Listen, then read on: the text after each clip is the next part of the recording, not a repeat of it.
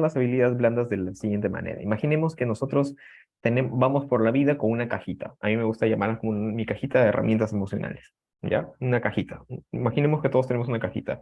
Si abrimos esa cajita, ¿qué encontramos ahí? Todas las herramientas con las cuales enfrentamos la vida. ¿Ok? Todas las herramientas con las que enfrentamos la vida. Entonces, viene un problema, andamos por la vida con nuestra cajita, ¿no? Caminamos con nuestra cajita de herramientas.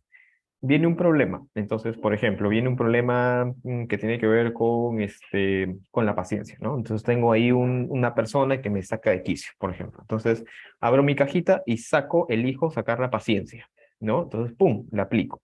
Aplico la paciencia, resuelvo mi problema, todos contentos. Pero a veces la paciencia no la hemos desarrollado y vemos nuestra cajita y decimos, creo que frente a este problema voy a atacar. Entonces agarro y saco la agresión, ¡pla! Y comienzo a insultar a esa persona y comienzo a agredirla, por ejemplo. ¿Estoy resolviendo el problema? No necesariamente. ¿Lo estoy enfrentando? Sí, pero ¿está funcionando? No. Entonces, ¿qué necesito? De pronto necesito sacar un poquito esa impulsividad y aprender un poquito de paciencia. ¿Ya? Vamos a poner una analogía quizás un poco fuera de foco, ¿ok? Ok, y yo lo que me gustaría que ustedes entiendan de esta clase, o al menos de mis clases, es que yo suelo hacer ejemplos un poquito fuera un poco fuera del contexto. Y ahí voy a hacer preguntas random, como por ejemplo, ¿quién ha visto Pokémon? ¿Todos han visto Pokémon? ¿Saben a qué me refiero con Pokémon? ¿Han visto esos monstruitos que se agarran con sus Pokébolas y tal? ¿Sí? ¿Alguno de ustedes? Ahí está, me dice que sí. Ya, bueno. Este, ya, a ver, ¿qué me dicen por acá? Sí, me dicen Alejandro, ya, ok. Entonces, más o menos lo planteo así.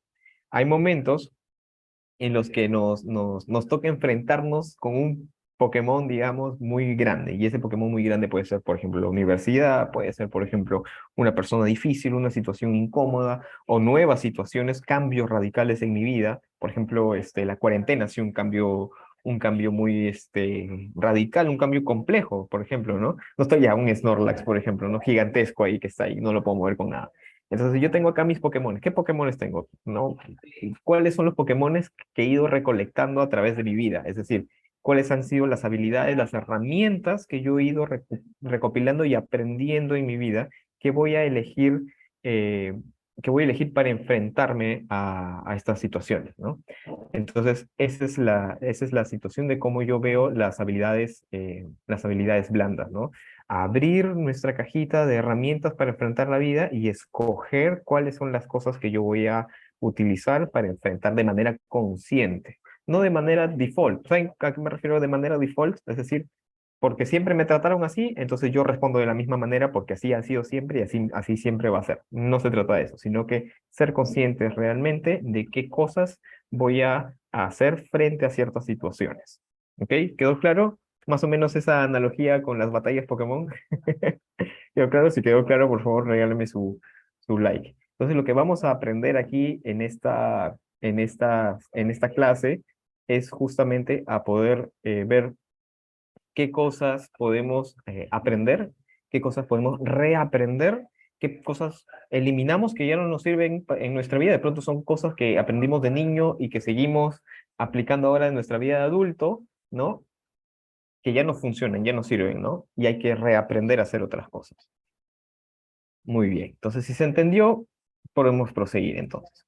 Algunos ejemplos de habilidades blandas, por ejemplo, son la capacidad de trabajar en equipo, la comunicación efectiva, el liderazgo, la resolución de problemas, la creatividad. La creatividad, por ejemplo, no tiene, o sea, sí, tiene que ver con el arte, tiene que ver con qué bonito pinta, qué bonito canta, qué bonito baila, sí, con qué bonito actúa. Sí, tiene que ver qué bonito edita sus videos, por ejemplo, qué bonito edita sus reels, ¿no? Qué bonito edita sus redes sociales, todo bien con eso. Sí, tiene que ver con eso, pero sobre todo la creatividad tiene que ver con innovación, ¿ok? Tiene que ver con la capacidad de pensar fuera de la caja, como les digo, ¿no? En esta clase, por favor, acostúmbrese que voy a lanzar preguntas random o situaciones random que de pronto, oye, ¿qué tiene que ver esto con lo otro? Pero vamos a llegar al punto, les prometo que vamos a llegar al punto, no se preocupen por eso.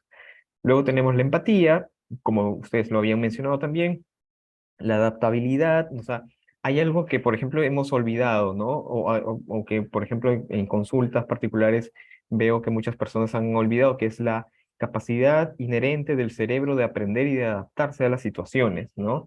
o de cambiar las situaciones, ¿no? De poder enfrentar las cosas desde otras perspectivas, ¿no? Desde otras perspectivas. Entonces, por ejemplo, en consulta lo que hacemos es enseñar a las personas a pensar un poquito fuera de lo que están acostumbrados a pensar para poder enfrentar los problemas desde otra manera, ¿no?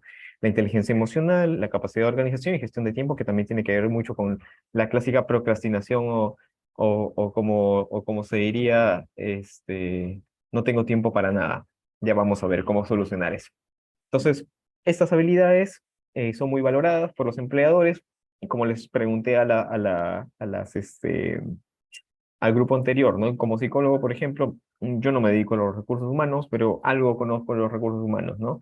Que es selección de personal, básicamente, ¿no? Entonces, los psicólogos valoran mucho más tener a una persona que está dispuesta, abierta a aprender, a adaptarse, aunque de pronto sus habilidades técnicas estén más o menos, pero si tiene la capacidad de adaptarse, si tiene la capacidad de poder aprender, de poder cuestionar de pronto, de poder proponer nuevas salidas, entonces los psicólogos siempre vamos a preferir personas que se adapten mejor al entorno, ¿ok?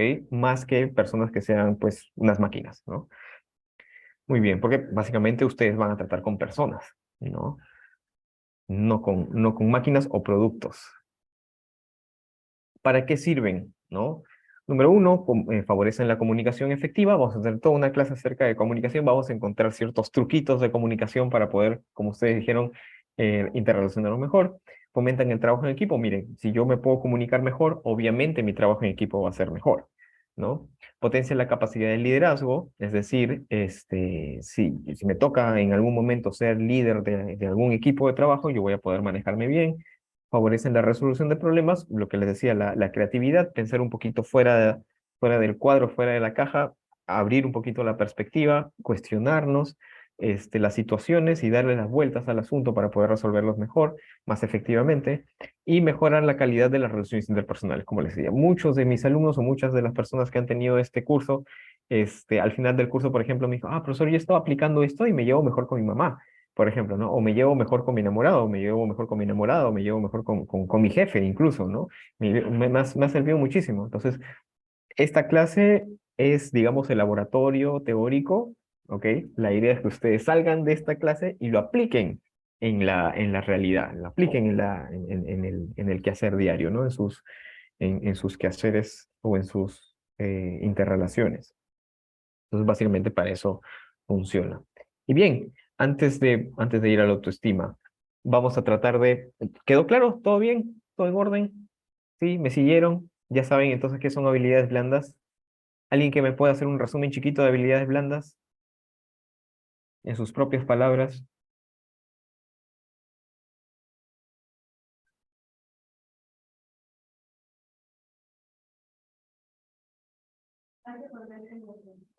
¿Cómo me doy cuenta que han aprendido algo? ¿O cómo nos damos cuenta que hemos aprendido algo? O si es un truco que les va a servir para la universidad.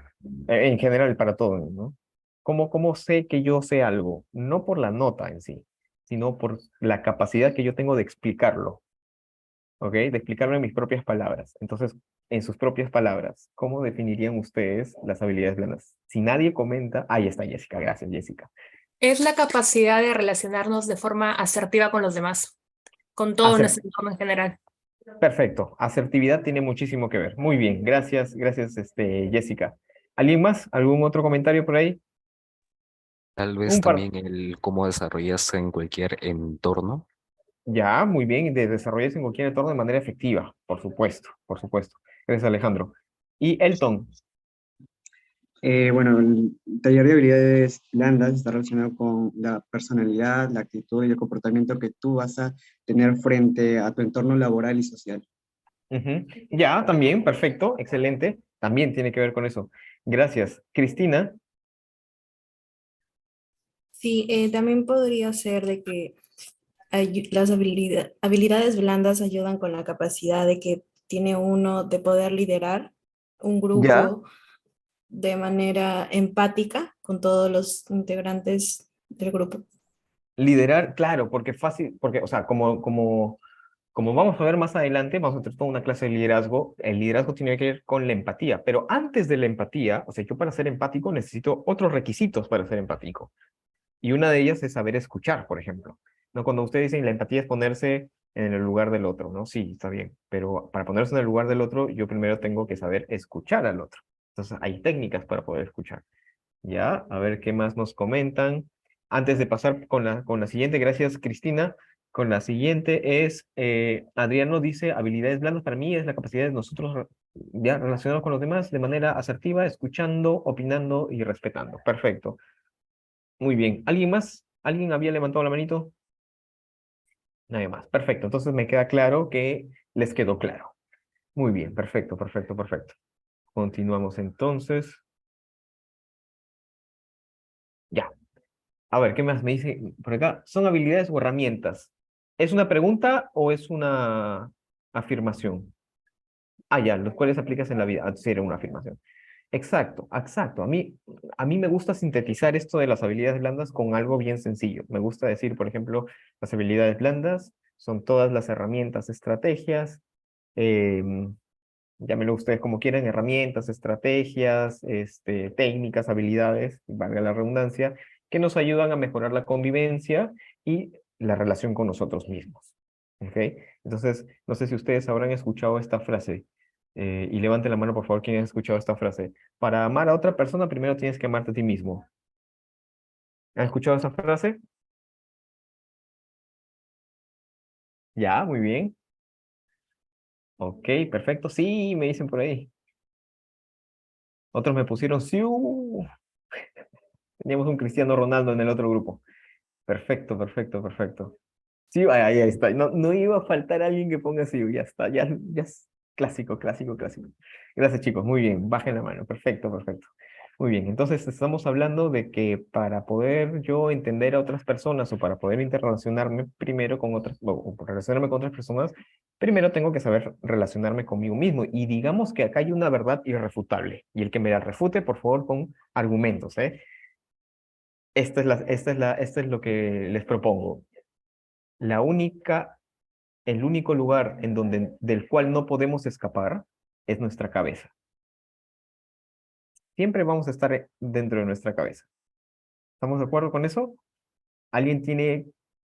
Nos podemos distraer, pero aún así distrayéndonos viendo una película, estamos pensando en segundo plano acerca de la película. Es decir, seguimos en nuestra cabeza. Todo se procesa en nuestra Los cabeza. pensamientos te atrapan. Muy bien, correcto, correcto, correcto, muy bien. Entonces, todos estamos de acuerdo con que con la única persona con la que me tengo que llevar bien es conmigo mismo, básicamente. Yo puedo deducir eso, ¿no? Si yo voy a estar todo el tiempo en mi cabeza, entonces más vale llevarme bien conmigo mismo, ¿sí? Y entonces la pregunta es, ¿me llevo bien conmigo mismo? ¿Me llevaré bien conmigo mismo? ¿Cómo me llevo bien conmigo mismo? ¿O cómo sé que me estoy llevando bien conmigo mismo? Entonces, todas esas cuestiones tienen que ver con un constructo, un concepto que ustedes deben haber visto muchísimo en el colegio de pronto o a través de la vida en general, que es, ¿podría llamarse sobrepensar? No, sobrepensar es cuando le doy vuelta a una sola idea, que en términos psicológicos se llama rumiación. Así como las vacas cuando rumian su comida y la mastican y la mastican y la mastican. Eso es rumiación mental, ¿ya? Y eso es cuando solamente hay una idea que da vueltas, si es la única idea y te fijas en esa única idea. Eso es rumiación o sobrepensar, ¿no? Pero, por ejemplo, ahorita que estoy hablando, estoy pensando lo que estoy diciendo, ¿ya? Entonces, primero se forma en mi cabeza y luego sale. Entonces, ustedes, por ejemplo, están recepcionando lo que estoy diciendo en sus cabezas. Entonces, cómo asimilan eso depende de un montón de factores. ¿Ya? Que tiene que ver con su historia personal, cómo han aprendido, cómo es que aprenden, por ejemplo, cómo es que saben escuchar, qué es lo que a priori o a primera vista opinan, por ejemplo, de mí o opinan de los psicólogos, por ejemplo, todos los juicios, los estereotipos, absolutamente toda la información previa tiene que ver con lo que ustedes están escuchando en este momento. Entonces, estamos ahí en nuestra cabeza, ¿no? Las personas que no se llevan bien consigo mismas tienen una baja autoestima, sentenció Fabricio. Sí, bueno, ya vamos a ver de qué se trata la autoestima. Ahora, ¿la autoestima será buena, mala? ¿Hay una autoestima buena y una autoestima mala? ¿O hay una autoestima alta o baja? En términos Una científicos, autoestima alta y baja. Alta y baja. perfecto. Exactamente, exactamente. Entonces nosotros no podemos decir que el autoestima está mala, ¿no? Sino que podemos decir que está baja. ¿Qué pasa? Que en ciencia, y ustedes lo van a ver, muy bien Alejandro, ustedes lo van a ver, en ciencia no podemos decir esto es bueno o esto es malo. Yo no puedo decir, por ejemplo, esta conducta es buena, esta conducta es mala. Yo tengo que decir, esta conducta se adapta a su entorno, esta conducta no se adapta a su entorno. ¿No? Que es muy diferente a hacer mi juicio de bueno o malo, porque ¿qué es lo bueno? ¿Qué es lo malo? Es una valoración muy personal, ¿no? Yo no puedo decir, por ejemplo, es bueno, yo qué sé, es bueno tatuarse la cara, por ejemplo, ¿no? Entonces, si alguien se tatúa la cara, es bueno, y si no se tatúa, entonces es malo. Yo no puedo decir, porque es mi percepción personal. Yo no puedo generalizar mi percepción de lo bueno o de lo malo.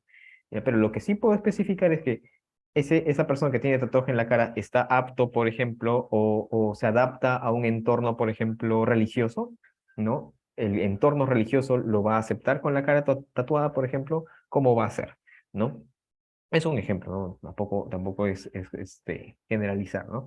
Entonces, igual con el autoestima. No estamos hablando de una autoestima buena ni mala. Es autoestima. Ahora, qué tan alta o baja la tienes? Ya depende de la autopercepción y eso ya lo vamos a ver. Esto es una lluvia de ideas que tuvimos con el grupo anterior. No la vamos a tener ahora por el tiempo que nos ha cortado este problema técnico, pero básicamente esto es lo que opinan algunos de sus compañeros del otro grupo de medicina, ¿no? Y era la perspectiva que tiene uno de sí mismo, el amor propio, quererse uno mismo, las valoraciones y apreciaciones, expresa aprobación o desaprobación de nuestra manera de ser o actuar. Ya, muy bien. Autovalor, tener confianza en uno mismo, juicio de una persona hacia sí misma. Miren eso, ¿ah? Juicio de una persona hacia sí misma. Reconocerse a uno mismo con valores y defectos, valoración positiva o negativa en base a su autoconcepto. Autoestima y autoconcepto irán de la mano, claro que sí. Es la forma de percibir nuestro carácter y nuestro físico también para reconocernos, capacidad de valorarse, el conjunto de actitudes del individuo hacia sí mismo, capacidades que tenemos para realizar diversas actividades. Estas son opiniones de sus compañeros del grupo anterior. Pero básicamente la autoestima es el resultado de una autoevaluación, ¿ok? ¿Cómo yo sé que tengo una buena autoestima? Cuando yo me autoevalúo. Yo digo, soy capaz de hacer esto, no soy capaz de hacer esto. A ver qué me dicen por acá por el chat. Ya, ok. Eso que tú dices, Alejandro, está muy bien, pero más que autoestima en sí, tiene que ver con una práctica, o sea, es decir, si yo practico la aceptación radical de mí mismo, entonces estoy fomentando una autoestima buena, saludable, digamos, no buena, sino saludable, ¿ya? A mí particularmente no me gusta hablar de una de autoestima alta o baja, sino una autoestima saludable, que se adapta a los entornos, ¿ok? Muy bien. Entonces, como les decía, la autoestima, y me gustaría que apunten, esa es otra cosa que me gustaría que por favor tengamos a la mano, uy, no estoy grabando la clase, vamos a ver, disculpen, control Z, vamos a repetir toda la clase de nuevo, no, mentira. Vamos a grabar otra. Recording in Ya. progress. Entonces, como les decía, la autoestima tiene que ver sobre todo con es el resultado más bien de una autoevaluación, es decir, cómo sé cuánto me quiero o cuánto me estimo, digamos, después de haberme autoevaluado, es decir, cuáles son mis capacidades. ¿Soy una persona segura? ¿Soy inseguro? ¿Es una persona confiada o no? ¿Puedo con los retos de la vida o no? ¿No? ¿Soy alegre, por ejemplo, o no? Entonces yo me autoevalúo y el resultado de esa autoevaluación es mi autoestima, ¿ok? Y ese resultado va a ser o positivo o negativo para mí mismo. ¿Y cómo sé si es positivo o negativo? Si es que es positivo, entonces yo me siento bien, me siento seguro, me siento capaz de enfrentarme a los retos de la vida. Pero si no lo es tanto, entonces yo me voy a menospreciar, me voy a infravalorar, voy a despreciarme, voy a tener un discurso muy nocivo frente a mí mismo, ¿no? Entonces, la primera pregunta que les hago es, ¿cómo me trato a mí mismo? Nosotros tenemos esta vocecita a la que llamamos conciencia, ¿no? Que es la vocecita que está pensando ahorita, por ejemplo, lo que yo les voy diciendo y que de pronto va a responder las preguntas que yo les voy a hacer. Entonces, esa vocecita con la que conversamos todos los días cuando nos levantamos, que se activa cada vez que nos levantamos, y dice, buenos días, a ver qué hora es, son las 10:44, ok, me toca hacer tal cosa. Esa vocecita que dicta mi vida, ¿realmente está siendo gentil conmigo misma o conmigo mismo? ¿O está siendo nocivo. Esta vocecita está siendo de pronto dura, ¿no? ¿Cómo, cómo tratas tú a las otras personas, de pronto con gentileza y tal, y de pronto qué es lo que te falta como para tratarte a ti mismo con gentileza, ¿no? En el caso de que de pronto haya personas que hayan reconocido en este momento, yo creo que no me trato tan bien, ¿no? Yo creo que mi discurso personal es un poquito nocivo, muy autocrítico, demasiado autocrítico. ¿De dónde viene esa autocrítica, por ejemplo, no? Entonces ahí uno comienza a cuestionarse y comienza a autoevaluarse y el resultado de eso es el autoestima. ¿Ok? ¿Quedó claro hasta acá? Sí. Karim, levantó la manito, discúlpame, recién te veo. Dime.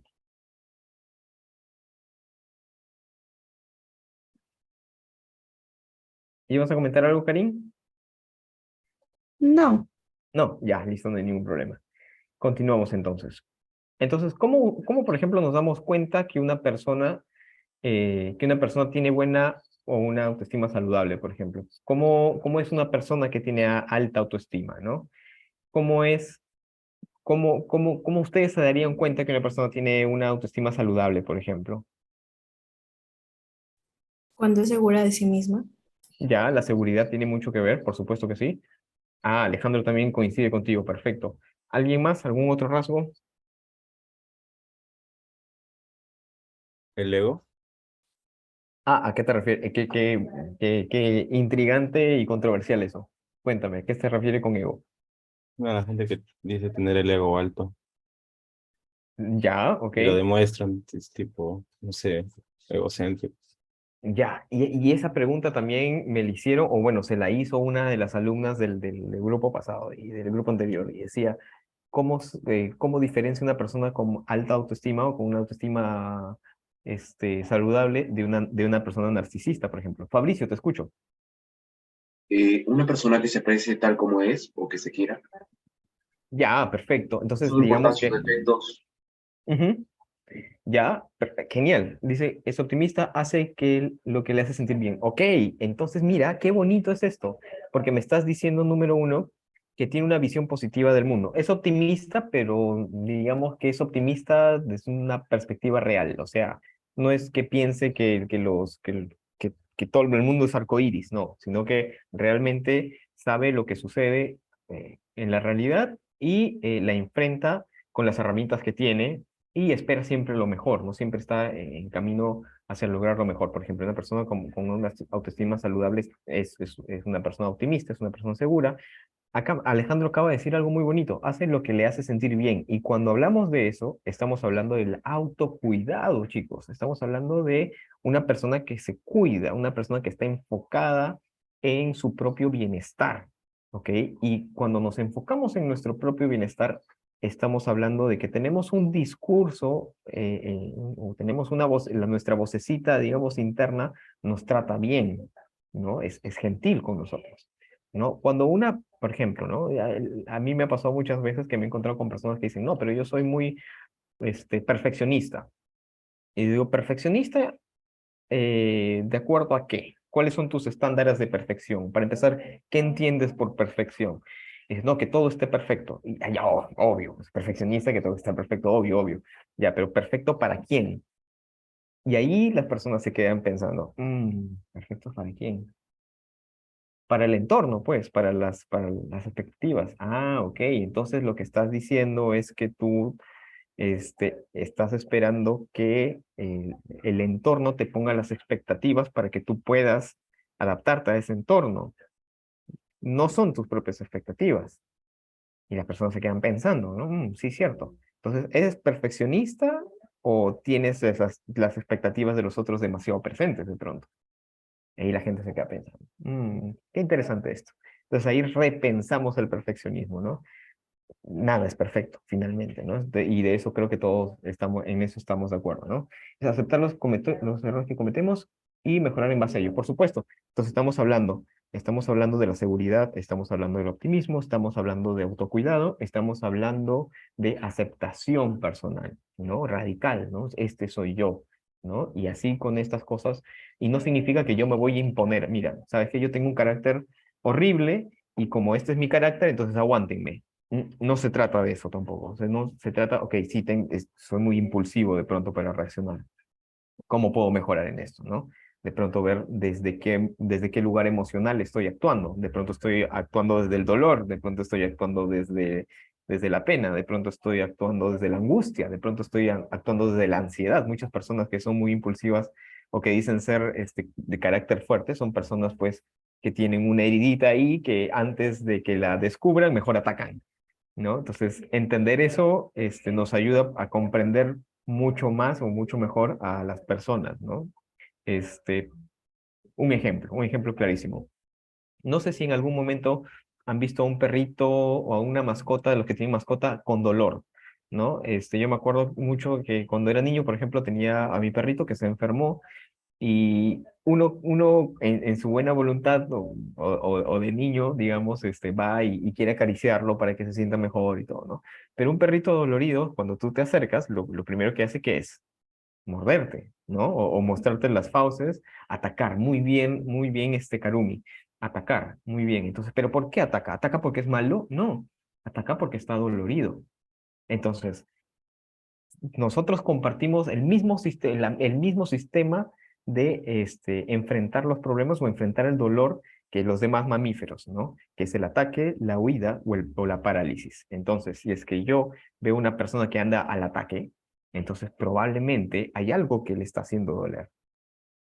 Exactamente, Alison, como autodefensa. Muy bien, excelente. Bien, se captó el punto. Excelente, excelente, me gusta eso. Entonces, ahí estamos hablando de una empatía real, porque estamos viendo a la persona en su total dimensión, ¿no? Entonces, tampoco es que, ay, pobrecita, está sufriendo y por eso me ataca y tengo que aguantar sus golpes. No, no, tampoco se trata de eso, ¿no? Sino de saber entender desde dónde viene su respuesta y cómo nosotros podemos responder a esa respuesta. Ya lo vamos a ver en lo que es comunicación asertiva, ¿ok? Entonces, particularmente, como les comentaba, particularmente me gusta ver las cosas un poquito más allá. No me gusta hablar de la autoestima solamente con esto de mírate al espejo y di, por ejemplo, qué bonito que estoy hoy día y háblate cosas bonitas y ya está, ¿no? Y así, y di, por ejemplo, yo soy lo máximo y siempre positivo y solamente tengo que pensar para que las cosas sucedan y no, al menos ese discurso para mí y creo que para muchos de los psicólogos no funciona, es bastante superficial y bastante vacío, ¿no? ¿A algunas personas le funciona? Bueno, perfecto, pero desde la psicología lo consideramos como un efecto placebo, ¿no? Lo que funciona dentro de la psicología es aceptar la verdad o la realidad de manera radical y decir, bueno, sí, me duele esta realidad, ¿qué hago con esto? ¿Cómo la enfrento? ¿Qué me falta aprender para enfrentar la realidad o los problemas en sí? Y sigo adelante, ¿ok? Entonces, más o menos se trata de esto.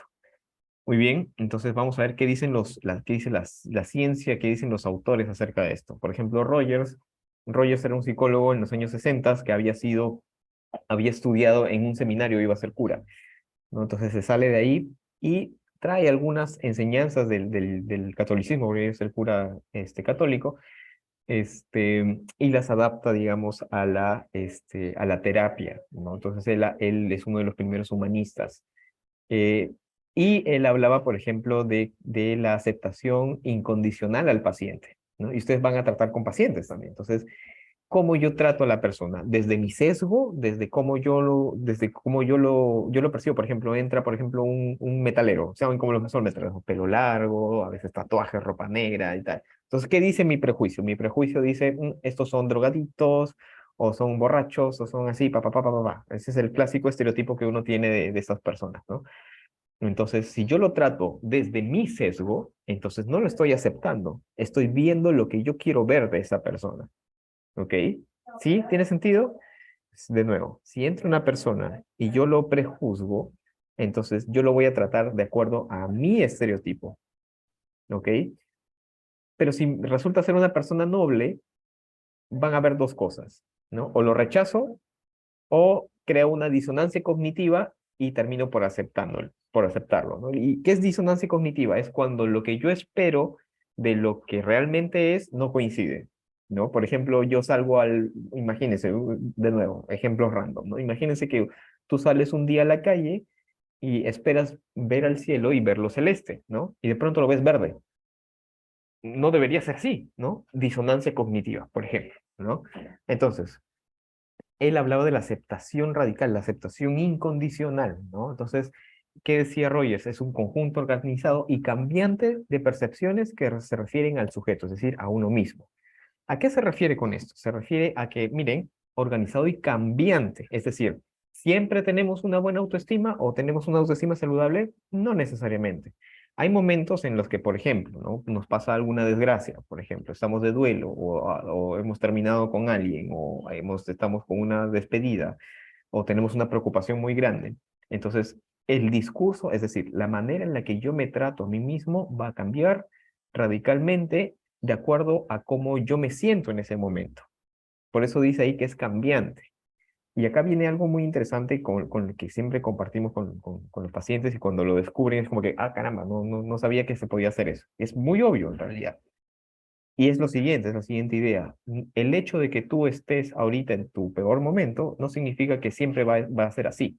El hecho de que tú seas ahora de una forma no significa que mañana o saliendo de consulta vayas a ser la misma persona. ¿Ya? El hecho de que tú ahorita pienses de ti mismo X cosas no significa que vayas a pensar de ti lo mismo eh, después, ¿no? Va a depender mucho del entorno, va a depender mucho de lo que te toque vivir, va a depender mucho de muchísimas otras cosas. ¿Ok? Por eso es que Rogers dice que es un constructo cambiante. ¿Todavía tenemos tiempo? Sí, una media hora más o menos. Vamos avanzando igual. Bien, después que dice Alcántara, decía que es la actitud hacia uno mismo, ¿no? Y tiene que ver con esto que les digo. ¿Cuál es el discurso o cuáles son las cosas que yo me digo de mí mismo todos los días, ¿no? Una vez leí que nosotros estamos hechos de historias y que somos las historias que nos contamos a nosotros mismos, ¿no? Entonces, por ejemplo, en terapia, ¿qué pasa? Que viene una persona y te dice, no, mi mamá me trataba así cuando yo era niño y eso me duele mucho todavía. Entonces, la cuestión es la siguiente. ¿Sigue siendo ese niño? No, ahora soy un adulto. Muy bien. ¿Cómo podrías ahora enfrentar desde tu vida de adulto el problema que tuviste de niño? ¿No? Con las herramientas que tienes de adulto. Porque ahorita el que está sufriendo es ese recuerdo de niño que te está haciendo doler. Ahora de adulto, ¿cómo lo resignificarías, no? ¿Qué le dirías, por ejemplo? ¿Cómo podrías darle vuelta, no? Entonces ahí las personas sacan el dolor o la angustia y comienzan a llorar y comienzan a vivir de nuevo esa experiencia y luego, ok, muy bien, se expresó. Ahora, ahora de adulto, ahora en tu momento actual, ¿qué opinas de lo que te pasó? Me dice, no, que fue injusto, que lo otro, pero fue lo que pasó. Lo lamento mucho que hayas tenido que pasar por eso, por ejemplo. Es un caso, no es que se apliquen en todos los casos, ¿no? Pero son casos que a veces caen a consulta, ¿no? Y bueno, las personas se van dando cuenta de que la vida ha cambiado y que de pronto se había quedado anclado a un sentimiento, a una emoción, y a una manera de pensar de un hecho que había pasado en el pasado, valga la redundancia, ¿no? Es bastante interesante esto. Luego dice Branden, la autoestima es una necesidad humana básica, o sea, tanto como comer, dormir, es que la autoestima, ¿saben qué, chicos? La autoestima nos hace conscientes de quiénes somos a cada paso. Entonces, ¿por qué? Porque es la autoevaluación, es el resultado de una autoevaluación constante. Entonces, si es que yo no me hago esta autoevaluación constante, adivinen qué pasa. Me quedo con los mismos mecanismos de resolución de problemas de hace años. Y acá vienen los clásicos adultos inmaduros, que llegan a los 60 años, 70 años, y no tiene que ver con la ropa que se pongan o si se pintan el pelo de colores, ¿ah? No tiene nada que ver con eso, sino que tiene que ver con la idea de cómo se enfrentan a las situaciones. Hay algunas personas de 50, 60 años, 40 años, que siguen usando recursos infantiles para enfrentarse a la vida, ¿no? Por ejemplo, te toca trabajar tal cosa, no querías en su berrinche, por ejemplo, ¿no? Creo que un berrinche más sofisticado, más complejo, pero finalmente es un berrinche, ¿no? Entonces, ¿qué ha pasado ahí? Se ha quedado anclado a esa herramienta. Por eso cuando les dije, ¿no? En nuestra cajita de herramientas de habilidades blandas tiene que ver con sacar cosas que ya no nos sirven y poner cosas que sí nos van a servir, ¿no? Entonces, ¿qué cosas de niño sigo repitiendo, por ejemplo, ahora que soy adolescente en el caso de ustedes o que soy adulto en el caso de algunos que ya deben ser mayores de edad? ¿Qué cosas de niño, qué actitudes sigo repitiendo de niño, por ejemplo, frente a algún problema, frente a mis relaciones con mis papás, ¿no? Que mi mamá me dice, anda, lava los platos, y yo, no quiero, Entonces ya no hago eso, sino que simplemente agarro, no le escucho y, y evito el problema, ¿no? Por ejemplo, es una actitud infantil, ¿no? Entonces, este, ¿cómo lo resignificarías? ¿Qué cosa harías ya de adulto, ¿no? O ya de grande, de adolescente. Entonces, es muy necesario, según Branden, es una necesidad humana básica porque nos hace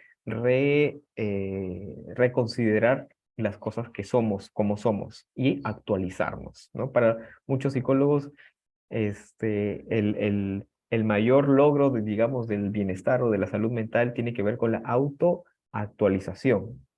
A ver qué nos dicen por acá por el chat. Ujú. ¿Es como el madurar? Así es, así es. El madurar tiene que ver con el aprender, ¿ok? Y con el hacerse cargo sobre todo. O sea, no importa si finalmente yo tengo, no sé, 50 años, 60 años y decido dejarme el pelo largo, por ejemplo, y hacerme un tatuaje o pintarme el pelo verde y andar con mi polo de Goku. Son formas, o sea, es solamente el empaque. Si yo finalmente voy a poder hacer mis trabajos, si soy un buen padre, por ejemplo, si soy una persona noble, si soy una persona que aporta a su sociedad, ¿qué importa finalmente, no? O sea, acá todavía, en Perú todavía estamos con la idea de que uno tiene que estar bien presentadito y tal, y eso te define como persona en muchos casos, ¿no? Pero vamos, no necesariamente. Aún así, los contextos son muy importantes. A ver, déjame un momento, voy a enchufar la computadora.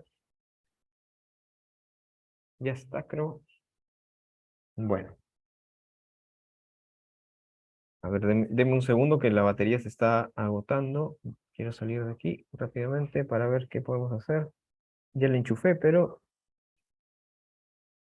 mejor versión de batería. Ya sí, todavía nos queda más o menos una hora y la clase también media.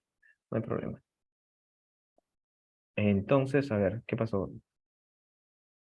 Volvamos entonces acá. Ya, de eso se trata. Entonces, después tenemos a Cooper Smith. De hecho, si les interesa y quieren saber cómo va su autoestima al día de hoy, pueden ver el cuestionario de Cooper Smith, se llama Inventario de Autoestima de Cooper Smith.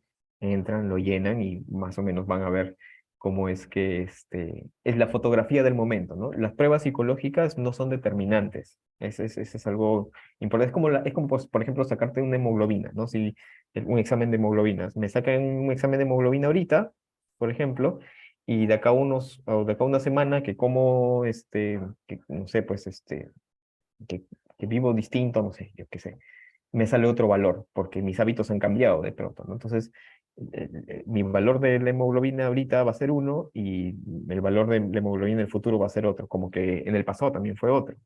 Lo mismo sucede con las pruebas psicológicas, sobre todo de personalidad, este, de ansiedad, por ejemplo, de depresión, y en este caso también de autoestima, ¿no? Entonces, para Cooper Smith, es la evaluación que la persona hace y habitualmente mantiene con respecto a sí mismo o a sí misma. Miren cómo Cooper Smith difiere un poquito de Rogers, ¿no? Porque Rogers dice, no, no es que lo mantengas, todo lo contrario, esto va cambiando, ¿no? Ahora, ¿a quién le creemos? Ya depende de cada uno de nosotros, ¿no? Pero hay algunas cosas generales, ¿no? Como les decía al principio, en general la autoestima se define como la valoración subjetiva, es decir, es personal, cada uno tiene una propia percepción de sí mismo. Y ahora, cómo es que, por ejemplo, yo puedo tener la percepción de que soy un astronauta, por ejemplo, ¿no? Pero esa percepción es real, o sea, ¿es objetiva? No, es muy, muy, muy subjetiva. Cómo sé cuando una percepción, digamos, es lo más objetiva posible? Cuando mi percepción se contrasta con la realidad. Por ejemplo, yo puedo decir, yo soy muy seguro. Sí, lo mandas al banco y se muere de miedo en la caja, por ejemplo. ¿Es muy seguro? ¿En qué momentos eres muy seguro, más bien? ¿No? Por ejemplo, ¿no? Entonces, como les decía, se define como la versión subjetiva y general que una persona hace de sí misma, es decir, es la opinión que una persona tiene acerca de su propio valor y capacidad. ¿Ok? Desde el punto de vista científico, la autoestima es un constructo psicológico, como les decía, que se relaciona con la salud mental y el bienestar de la persona, que dijo su compañero. Excelente, me pareció, esa es una respuesta que muy pocas personas me la han dado, ¿no? Acerca del bienestar personal, ¿no? Buscar estar bien por sobre todas las cosas, ¿no? Ahora, ¿qué es estar bien? Eso también es subjetivo, ¿no? Eso también es subjetivo. Por ahí dice, ¿qué más dice? La autoestima es un aspecto fundamental de la personalidad que influye en cómo uno enfrenta los desafíos que tiene que ver con la seguridad, lo que ustedes mismos decían, las decisiones, las relaciones interpersonales. Desde una perspectiva neurocientífica, se sabe que la autoestima se asocia con una mayor actividad en el área prefrontal, a esta parte de acá, a esta parte de acá, que está relacionada con la toma de decisiones y el control emocional. Además, se ha encontrado que la autoestima se relaciona con la activación de ciertas áreas cerebrales que se relacionan con la recompensa y el placer. Es decir, es por eso que, por ejemplo, las personas con depresión se autodesprecian, ¿no? Tienen una cuestión, pero muy dura acerca de sí mismos, ¿no? ¿Por qué? Porque estas áreas del cerebro no están activadas, ¿no? Entonces, cuando hay una depresión que es ya clínica, se medica, ¿no? Para que estas áreas pues tengan cierta estimulación. Pero antidepresivos naturales, el deporte, salir al sol, reírse con buenos amigos, tener un grupo de apoyo es muy necesario, el chocolate también es bueno, son cuestiones que nos dan dopamina, ¿no? Pero sobre todo hay otra cosa muy importante que es tener un sentido, ¿no? Tener un sentido personal de vida en general, ¿no? Muchas de las personas que tienen depresión o que han tenido una depresión muy fuerte reportan que su vida no tiene sentido, ¿no? Miren, su vida no tiene sentido, no es que la vida no tenga sentido, sino que su propia percepción de su propia vida no tiene mucho sentido, ¿no? Entonces ahí hay que ayudar a que teniendo una perspectiva de futuro, objetivos, metas y tal, ¿no? ¿Qué más tenemos por acá? 6 prácticas para una buena autoestima. Número 1, vivir conscientemente. Es lo que les decía al principio, ¿no? Yo sé por qué estoy haciendo las cosas, ¿no? Por ejemplo, yo debí haber bloqueado X, ¿no? Un ejemplo X. Yo debí haber bloqueado a X persona de mi Instagram hace tiempo, pero la sigo teniendo ahí o lo sigo teniendo ahí y encima le respondo a sus historias, por ejemplo, ¿no? Las veo y les pongo su corazoncito o su respuesta. ¿Por qué haces eso? No sé, yo lo hago nomás, ¿no? Por impulso, no sé, algo me dice que, ¿de verdad? ¿O todavía estás esperando una respuesta de esa persona, estás buscando contacto con esa persona, ¿no? Entonces, el hacer las cosas porque sí, usualmente tiene un efecto de rebote. Les pongo un ejemplo. Si una persona, por ejemplo, les promete, les promete, les promete, les promete y nunca les cumple, ¿ustedes confiarían en esa persona? Probablemente no, ¿no? Lo mismo sucede con uno. Uno se puede prometer, prometer. Por ejemplo, voy a comer más sano, voy a levantarme más temprano, voy a hacer ejercicio, voy a bloquear a tal persona y nunca lo cumplo. ¿Eso qué va a generar? Desconfianza en mí mismo. Y eso es una desvalorización. Si yo desconfío en mí mismo, eso me va a generar inseguridad y eso va a influir en la percepción que yo tengo de mí mismo, porque automáticamente voy a decir, otra vez fracasé, otra vez fracasé. Entonces, eso hace que yo me autodesprecie, ¿no? Y eso va en contra del vivir conscientemente. El vivir conscientemente tiene que ver con, okay, ¿por qué estoy haciendo esto? ¿Realmente quiero hacer esto? ¿Realmente me nace hacer esto? ¿Por qué lo estoy, para qué lo estoy haciendo? ¿Estoy tratando de satisfacer a otras personas o satisfacerme a mí mismo? Esa es la cuestión. Entonces, vivir conscientemente tiene que ver con eso. Tiene que ver con otra práctica de la autoestima, tiene que ver, por ejemplo, con la aceptación personal, ¿no? Con el hecho de que este soy yo radicalmente, me acepto, ¿no? Este soy yo. En este momento, esto soy yo. Estas son mis falencias, estas son las cosas positivas, las cosas que me sirven, y estas no me están sirviendo mucho. Por ejemplo, mi orgullo no me está sirviendo mucho, por ejemplo. Lo único que hace el orgullo es querer tener la razón. ¿Y por qué quieres tener la razón todo el tiempo? Imagínate un mundo en el que todos, bueno, imagínate un mundo en el que todos tengan esa misma actitud de querer tener la razón. Viviríamos en peores guerras de pronto, ¿no? Entonces siempre hay que saber cuándo siempre quiero tener la razón o es para resolver un problema. Es clásico en las parejas, por ejemplo, ¿no? En las parejas se discute mucho, pero ¿realmente se está discutiendo para resolver el problema o porque quieres tener la razón? ¿Alguna vez se han puesto a pensar en eso? ¿Realmente quieres resolver el problema o solamente quieres tener la razón? Porque si solamente quieres tener la razón, basta con decirte, sí, ok, tú tienes la razón, y ya está, y te quedas tranquilo, y ya está, ¿no? Entonces, ahí tenemos que distinguir, ¿qué quiero yo? ¿Quiero resolver el problema realmente? ¿Quiero sacarlo de mi sistema y actuar como un equipo para resolver ese problema? ¿O quiero imponer mi razón sobre él? Porque yo soy lo máximo y bueno, yo siempre debo tenerla, ¿no? Clásico. Sobre todo, desde un punto de vista cultural, a los hombres nos crían, por ejemplo, para siempre querer tener la razón, porque como somos lógicos, entonces nosotros siempre tenemos que tener la razón, ¿no? Entonces es parte de la cultura del machismo, por ejemplo, ¿no? Que es muy así solapada en nuestra cultura, pero sucede. Y a veces los hombres no nos damos cuenta que lo tenemos, ¿no? Muy bien. Aceptación personal. Luego tiene que ver con asumir la responsabilidad de uno mismo, ¿no? Y acá viene, por ejemplo, una pregunta que me gustaría que apunten, que es, ¿me puedo hacer cargo de las consecuencias de mis decisiones? Apunten, por favor, esa pregunta, es muy importante. ¿Me puedo hacer cargo de las consecuencias de mis decisiones? ¿Cuáles son las consecuencias de mis decisiones? Son dos preguntas que ahí van de la mano. ¿Me puedo hacer cargo? ¿Cuáles son las consecuencias? ¿Saben qué es lo que me gusta de estos temas? Es que hay muchas personas que, bueno, las personas que puedo lograr ver, que están así, pensando, reflexionando, es como que sí, no me habían dicho esto antes. Eso me parece genial. Está perfecto. Para esto es este curso, para romper ahí, crack the code, como se dice en inglés, ¿no? Romper ahí el sistema, poder reaprender cosas nuevas. Muy bien.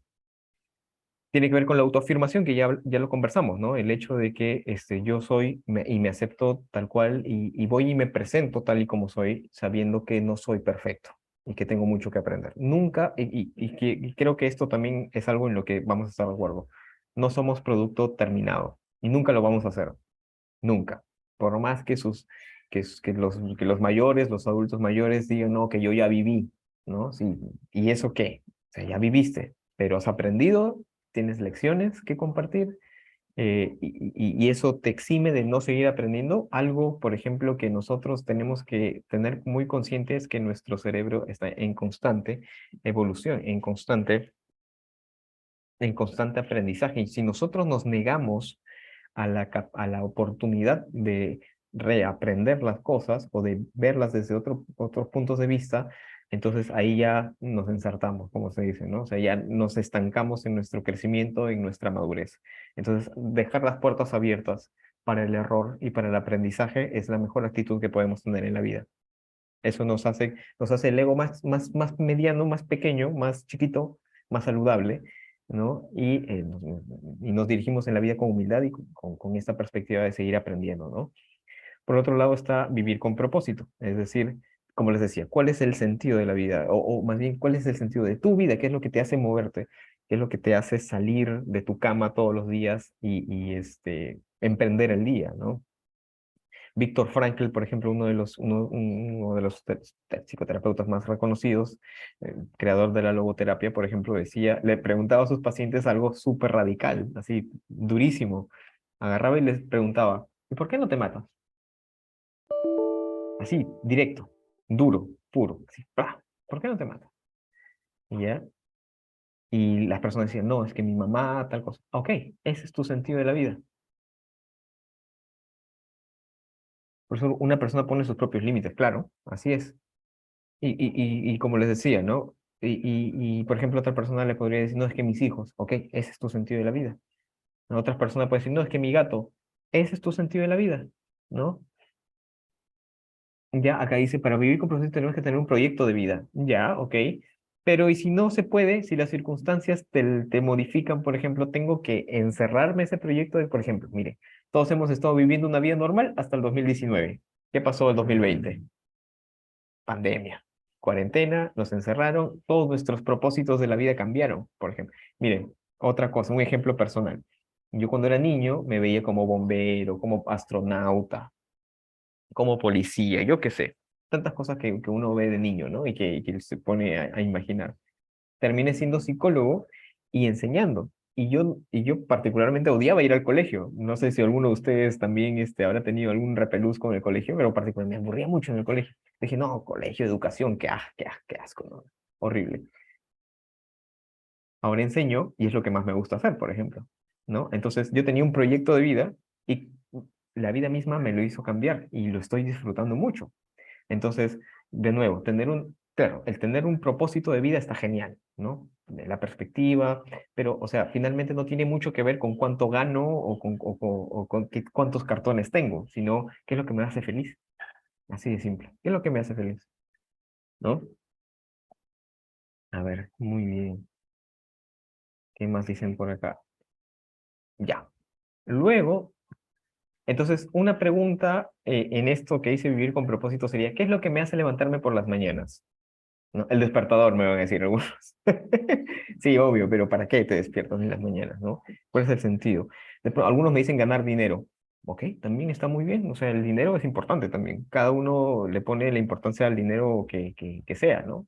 Y para qué lo usa también depende de cada uno, ¿no? O sea, muchas personas dicen, no, qué vacía. No. Si a ti te hace feliz el dinero y usar el dinero para algo, pues bien, algunas personas necesitan ese dinero y está perfecto, no hay ningún problema. Entonces, no les voy a preguntar por qué no se matan, porque eso es una pregunta muy radical, obviamente. Pero sí les preguntaría, ¿qué es lo que hace que ustedes se levanten en las mañanas y empiecen a vivir la vida en general, el día a día? Y por otra parte también tenemos la integridad personal que tiene que ver con el sistema de valores que yo tengo. Por ejemplo, ¿qué valores rigen sus vidas? En mi caso, por ejemplo, es la puntualidad, la responsabilidad y el respeto. Entonces, de mí siempre van a encontrar eso, salvo el internet falle. Pero puntualidad siempre, responsabilidad siempre y respeto toda la vida. Entonces, siempre voy a tener esto. Otro de los valores que, por ejemplo, rige bastante mi vida es el no juzgar a la gente, ¿no? Sino aceptarla tal y como viene. Ese es uno de los valores que rige mi vida, por ejemplo. ¿Cuáles son esos valores que tienen ustedes? Y me hace vivir con integridad. ¿Cuáles son los valores que ustedes tienen? Por ejemplo, apunten esa pregunta, practiquen con esa pregunta, llévenla siempre. Muy bien. Nos quedan 15 minutos. Muy bien, tenemos un poquito más de tiempo.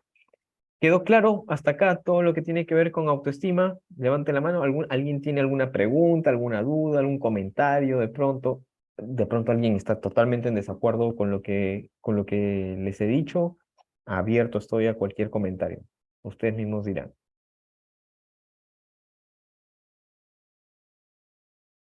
Muchos han quedado pensando. Bien, bien.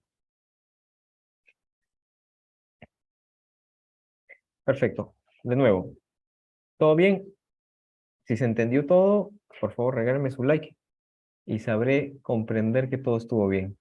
Muy relevante la información. Pues, gracias, Fabricio, genial. De eso se trata. O sea, yo no quiero dar... A Fabricio, te escucho. No, era like. Ya, gracias. Gracias, Alejandro. Gracias por sus likes. Como les digo, o sea, yo no quiero que este curso simplemente sea información vacía de tienes que llevarte bien con tus compañeros, que trata a los otros como te gustaría que te traten. Sí, claro, todas esas cosas están muy bien, pero a mí me gusta profundizar un poquito más y cuestionar. ¿Por qué? ¿Por qué tengo que portarme bien con los otros si me tratan mal, por ejemplo? ¿Por qué? ¿Por qué tiene que ser así? ¿No? Entonces, ir a la matriz del asunto me hace comprender mejor las cosas y aplicarlas mejor también, ¿no? Bien, perfecto. Entonces, si nosotros estamos hablando de la autoestima, nos hemos pasado hablando de la autoestima y hablamos acerca de que la autoestima es el resultado de una autoevaluación y que me hace ser quien soy hasta cierto punto, entonces, indefectiblemente, estamos hablando también de la identidad, es decir, quiénes somos, ¿no? Entonces, les comparto esta paradoja, ¿no? Se llama la paradoja de Teseo. ¿Alguna vez han escuchado acerca de eso? Levanten la mano. La paradoja de Teseo. Nunca nadie. No hay problema, no se preocupen. Sí, y más o menos es así. Voy a resumirla porque trae una historia detrás, pero más o menos resumida es así. Este, había un barco, Teseo tenía un barco, era un navegante, y se destruye todo. Entonces, preguntan lo siguiente, ¿no? Si yo reemplazo absolutamente todas las piezas de ese barco por partes iguales o por piezas iguales, desde el último clavo hasta la última soga, hasta la última madera, todo igualito, ese barco sigue siendo inherentemente el mismo, sigue siendo el mismo. ¿Qué hace a ese barco ser ese barco? ¿Solamente sus piezas? ¿Su utilidad? Es el ¿Qué único. el ser único, ya, somos, ya, ok, pero al momento, ¿qué lo hace único finalmente? Esa es la pregunta final. Por eso, ¿qué lo hace único? ¿Su utilidad? ¿Sus piezas? ¿El nombre? ¿Quién lo nombra de pronto? ¿Quién lo ve lo hace único? Y ya, justamente es una paradoja porque no tiene respuesta. Justamente porque nos hace pensar acerca de quiénes somos realmente nosotros. Somos solamente nuestras partes, somos para lo que servimos, o sea, somos utilitarios. O sea, yo nací simplemente para cumplir una misión y ya está, o nací para hacer feliz a otros, nací porque me necesitaban, ¿no? ¿Quién soy finalmente? Entonces esas dos preguntas son como se dice en el existencialismo filosófico, son preguntas que son el elefante en la habitación. No sé si han escuchado también de eso. Imagínense que están en un cuarto, en el cuarto donde están ahorita, y aquí hay un elefante atrás de ustedes, ¿ya? Y para no incomodarlo o no incomodarnos, tratamos de rodear a ese elefante y salimos y entramos y salimos, siempre rodeándolo y nunca viéndolo. Entonces, estas preguntas fuertes, existenciales, ¿no? Son como ese elefante. Están ahí, siempre están presentes, pero muy pocas veces nos tomamos el atrevimiento de verlos, por ejemplo, ¿no? Entonces, cuando hablamos de identidad, estamos hablando de lo que somos ahora. ¿Somos los mismos que hace, por ejemplo, 5 años? ¿Somos los mismos que hace 10 años? ¿Y vamos a ser los mismos que de acá a 5 o 10 años, por ejemplo? ¿Qué es lo que no va a cambiar de nosotros, por ejemplo, ¿no? Entonces, esas preguntas acerca de la identidad les ha quemado la cabeza a muchas personas y han tratado de sintetizar esas respuestas en lo más fundamental, ¿no? Entonces, cuando hablamos de identidad, vamos a leer por acá, se refiere a la comprensión y percepción que una persona tiene de sí misma. Es decir, ¿qué es lo que me cuento que soy yo mismo? ¿Ok? ¿Qué es lo que me cuento que soy yo mismo?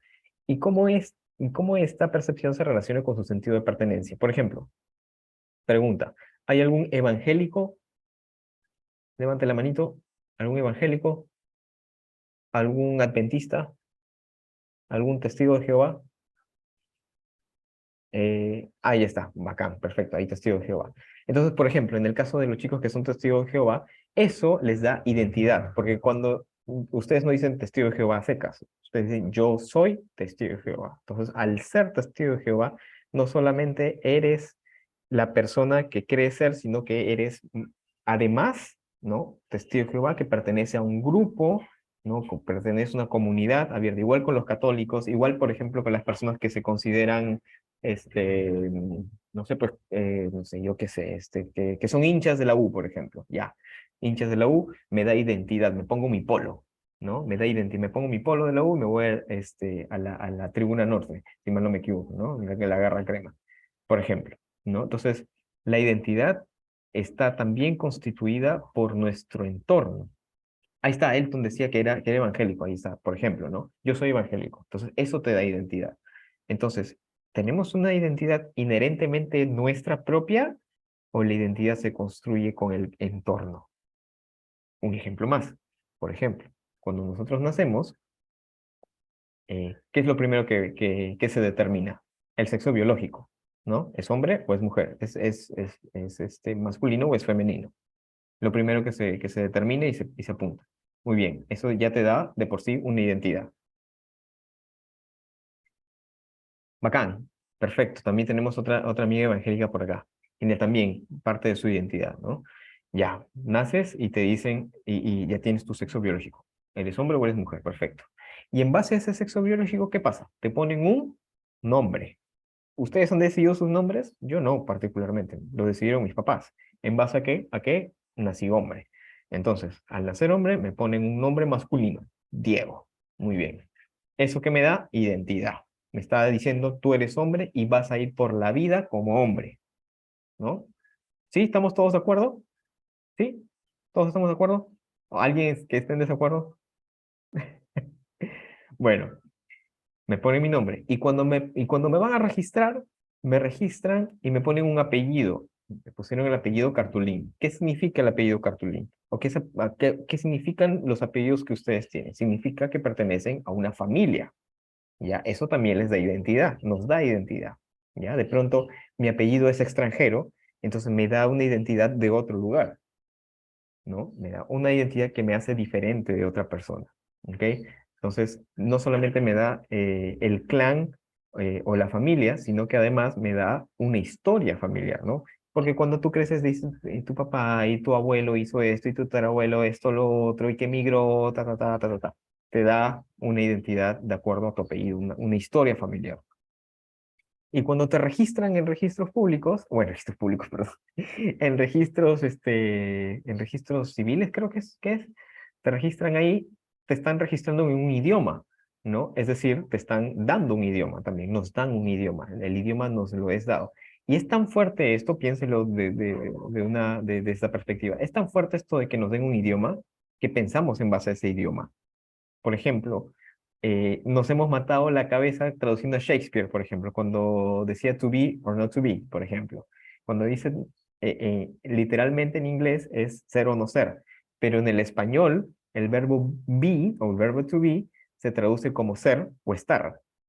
Entonces yo podría traducir eso como estar o no estar, o ser o no ser.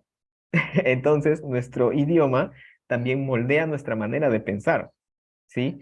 Y vamos que hay cosas que se van al extremo, como por ejemplo el lenguaje inclusivo, ¿no? Ya que se fueron al extremo y que no tienen, digamos, en evidencia estadística o en evidencia concreta, resultados en cuestión de igualdad de género, por ejemplo, ¿no? Por ejemplo.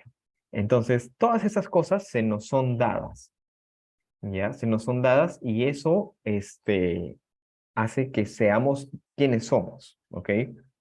Entonces, la pregunta sigue siendo la misma.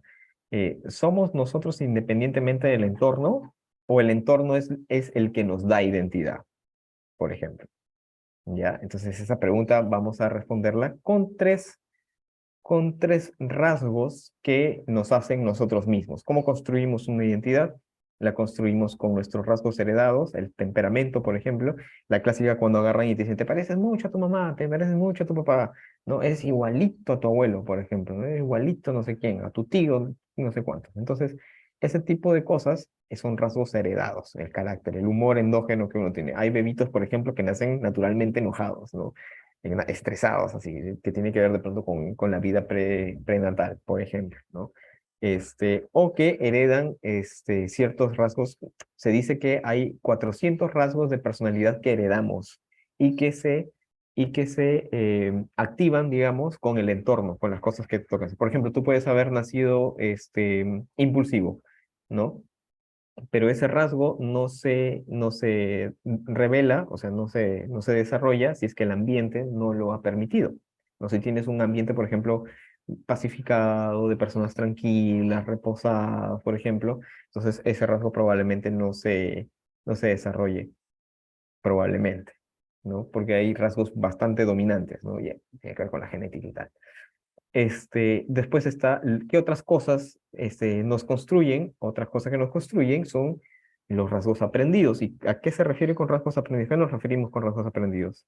Nos referimos a la cultura, ¿ok? La cultura nos da un nombre, nos da un estereotipo, cómo debería comportarse una mujer, cómo debería comportarse un hombre, por ejemplo, ¿no? Nos da una religión, por ejemplo, ¿no? Cuando nos bautizan o cuando optamos por una u otra religión, o creencia, la cultura misma nos está brindando eso, que es también identitario, ¿no? La nacionalidad, por ejemplo, ¿no? ¿Qué significa ser peruano, por ejemplo? ¿No? ¿Qué significa ser peruano? ¿Alguno de ustedes lo ha pensado? Solamente es sentirse orgulloso de Machu Picchu, nuestra comida peruana, ser la hinchada más grande del mundo, por ejemplo, ¿eso nos hace ser peruanos? ¿Solamente eso, realmente, solamente eso?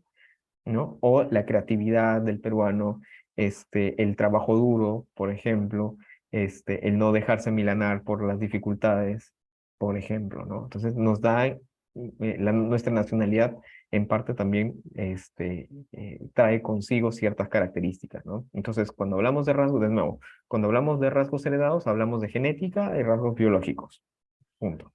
Cuando hablamos de rasgos aprendidos, hablamos de cultura, ¿ok? Hablamos de cultura. Y cuando hablamos de rasgos propios, hablamos de lo que nosotros mismos sacamos conclusiones de nuestras experiencias propias, ¿ok?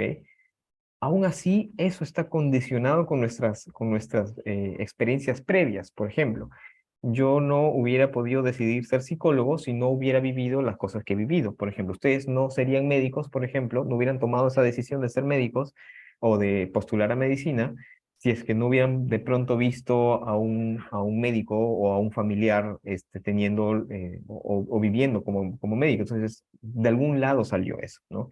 Aún así, esos rasgos aprendidos siempre están condicionados a nuestra vida previa, a nuestra vida, a nuestras experiencias previas, ¿no?